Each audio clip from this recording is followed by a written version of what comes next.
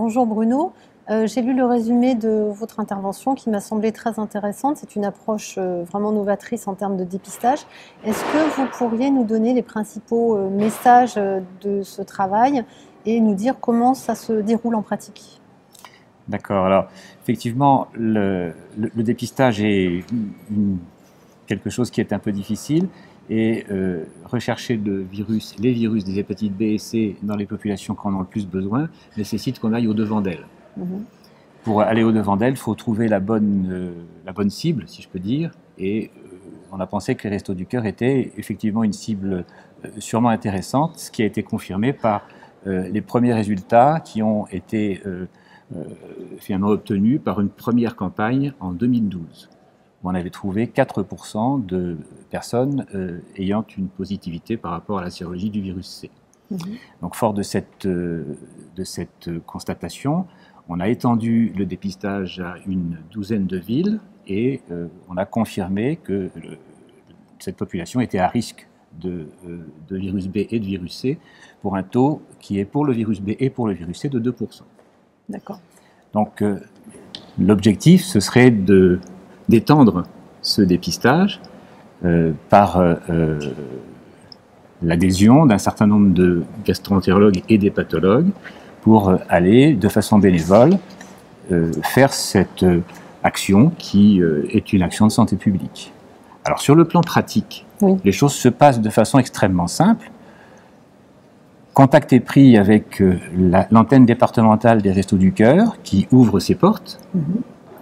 L'hépatologue et le Cégide s'associent pour faire une après-midi de dépistage, après une information aux bénévoles pour leur expliquer ce qu'est l'hépatite B et l'hépatite C. Et le dépistage s'effectue sur une après-midi.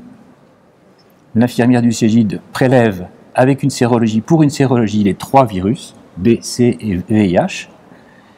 Et 15 jours après, le médecin dépisteur revient dans le centre pour donner de façon individuelle à chacun des bénéficiaires qui s'est fait prélever son résultat personnel.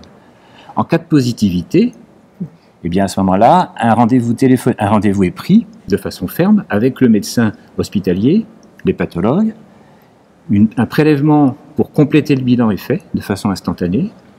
Et éventuellement, s'il y a des problèmes sociaux, l'assistante sociale peut intervenir dans le système. Est-ce qu'il y a comme objectif l'utilisation des TROD dans ce réseau? On a pensé à ça, mais il est préconisé, Daniel Dumont le préconise dans son rapport, de favoriser la vaccination contre le virus B. Donc, pour savoir quels sont les patients à vacciner, les personnes à vacciner, il est préférable d'avoir une sérologie négative pour le B, pour vacciner de façon utile les gens qui seraient à vacciner contre l'hépatite B. Donc les TROD, à notre avis, n'ont pas place dans ce type de dépistage-là. D'accord. Si certains hépatologues ou certains médecins veulent participer à ce travail, qu'est-ce que vous leur recommandez? Quels contacts doivent-ils prendre? Alors, c'est tout simple. Il suffit qu'ils m'appellent au 06 78 15 92 93 ou m'envoient un mail à bebourg@wanadoo.fr et je ferai toutes les démarches nécessaires avec eux pour ouvrir des centres dans leur ville. Je vous remercie beaucoup. Merci beaucoup à vous.